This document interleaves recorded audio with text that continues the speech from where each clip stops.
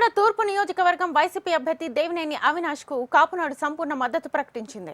వచ్చే సార్వత్రిక ఎన్నికల్లో విజయవాడ తూర్పు నియోజకవర్గం కాపులంతా ఫ్యాన్ గుర్తుకు ఓటు వేయాలని తూర్పు నియోజకవర్గం కాపునాడు అధ్యక్షుడు సింహాద్రి రాఘవేంద్రరావు పిలుపునిచ్చారు. గద్దె రామ్మోహన్ గత 10 ఏళ్లుగా నియోజకవర్గానికి కాపులకు చేసిందేమీ లేదన్నారు. దేవినేని అవినాష్ కాపులకు అండగా ఉంటూ మనకు సరైన గౌరవం ఇస్తున్నారన్నారు.